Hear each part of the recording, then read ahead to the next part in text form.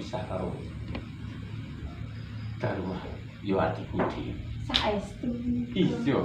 Kula kepengin mirengake kekidungan katresnan panjenengan dhateng kula Kang Mas. Kepengin ngrungokke kidungan. Injih. Ya senajan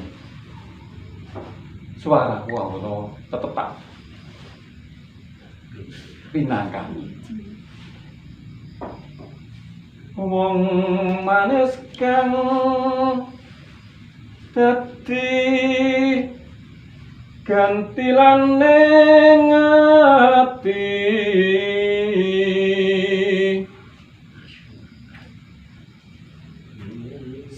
sunandang kasmaran hemung eling dikaya Saestu to menika? iya Ayem tuh raos sing manah kula menawi caket kaliyan Kang Mas. rasane mung ayem Injih. jagat iki ora ana liya kejaba mung sliramu Dipun lajengaken. Tumanem sakjroning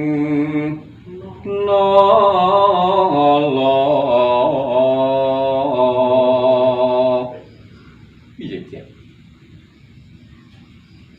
wis percaya yen diramu tresna laitan sing batin Datang dengan sak rambut paribasanipun mboten saged pepisahan kalian Kang Mas. iya aku ya percaya yen tresnamu kuwi wis sumimpen ana ing sadurunge Injih, ampun ninggalaken dhateng kula. Ora. Mas. ora bakal aku ninggal Saestu. iya Nanging Kang Mas mangke sesambunganipun kula lan panjenengan menika menawi Kanjeng Rama saha Ibu menika prisa lajeng kados pundi? ngono dia nek iso aja nganti ngerti kok aja nganti ngerti Rama awake dhewe ngene sesambungan Alung tumekaning pati kemawon yen to kula menika pepisahan kalian panjenengan Kang Mas. iya aku percaya semoga aku uga ora iso pisah karo sliramu Saestu to menika. iya saiki kepiye Kula nderek panjenengan Kang Mas. umpama engko iki nganti kedenangan Rama Prabu Pandhi Nanging menapa inggih kelampahan to kula nyawiji kalian panjenengan amargi kula lan panjenengan menika nek sederek tunggal yayah lan ngene yo sliramu Darumaya.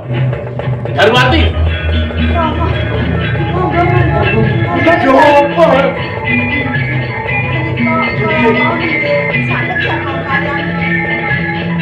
Apa tanpa kurang periksa, Apa tanpa kurang lho?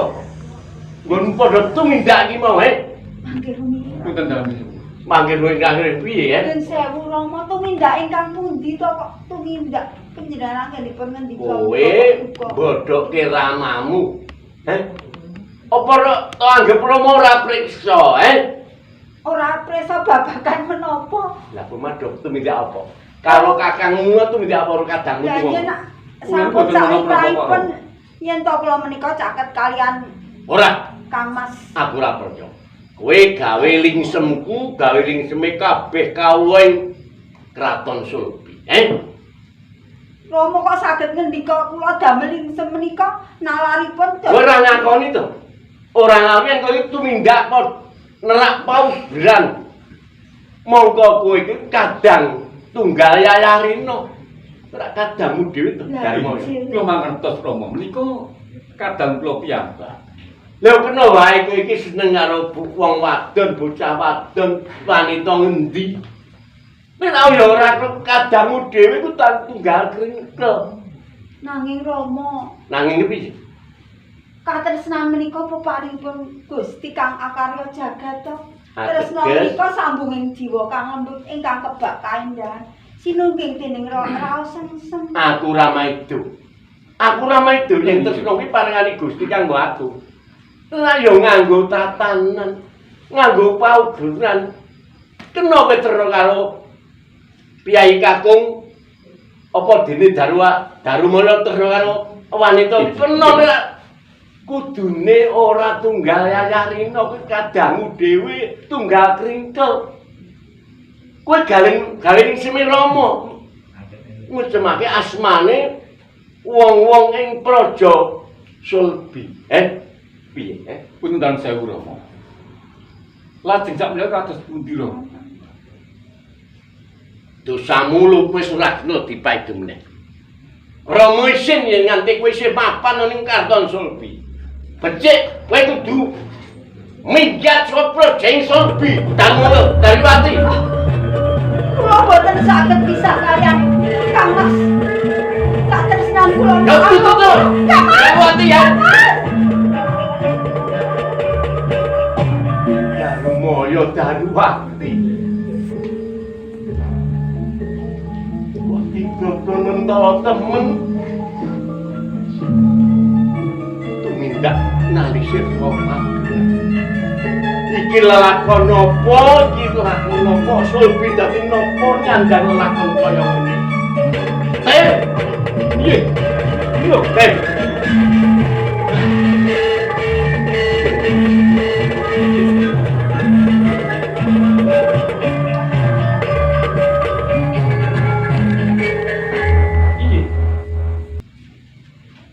Kira abdi Sulbi to. Nggih. Dipodhake. Menika nggih nembe nindakaken kewajiban. Iki ana lakon sing ora kena dienggo tulodo. Wonten menapa to?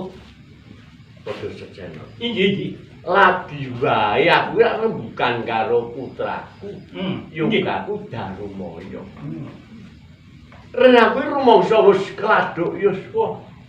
Inggih. Aku bakal nglintir ke Prabaning Sulbi. Sapa pitungu mung Darumaya sing pantes jumeneng pangaseman ning Kraton Sulbi. Kedahipun jung Pangeran Darumaya. Ya iya tak jumeneng mergo kadange wis jumeneng ana ing wonten ing penggih. Nggih, bener. Inggih.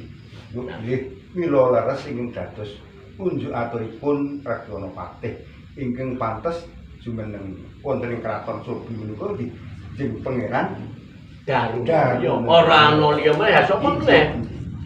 Mula coba aku mundhut tetimbanganmu. Lah kok tak taris supaya golek sangu kanggo besok yen ndak lintiri ke Prabaning Sulbi kok dheweke durung gelem. Ora gelem nampa pawadane iki wongane kadang itu Damarmaya. Coba aku mundhut tetimbanganmu. Inggih. Punten dalem sewu.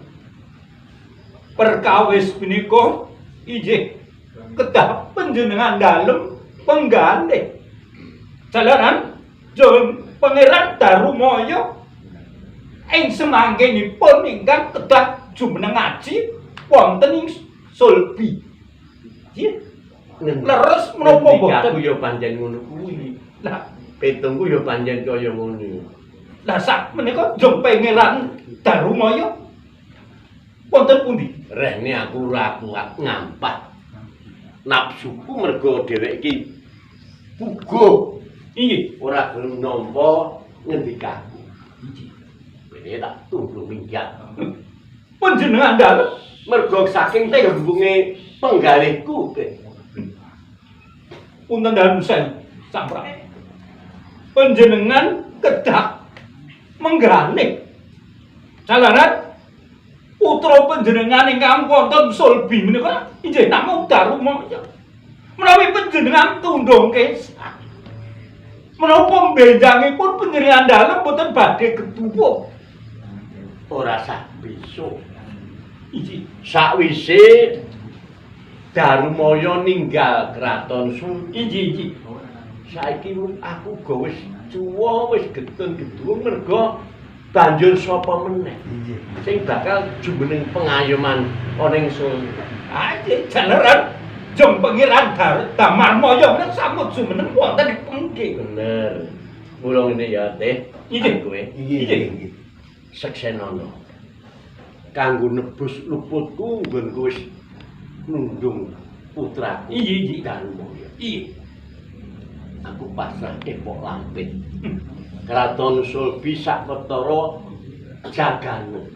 Rumateng reksanen. Iki lajeng kersa dalem badhe tindak pundi? Aku bakal ngaman Bito. Ngiras pantes upati Darumaya ana endi anggone ninggalake praja iki. Menapa saenipun mboten utusan dhateng abdi dalem kemawon? Undak mindon gaweni saiki uga aku pamit. Oh inggih. Borong keselapane praja Sulbi. Inggih. Wis Teh, aku pamit. Inggih, Ndara.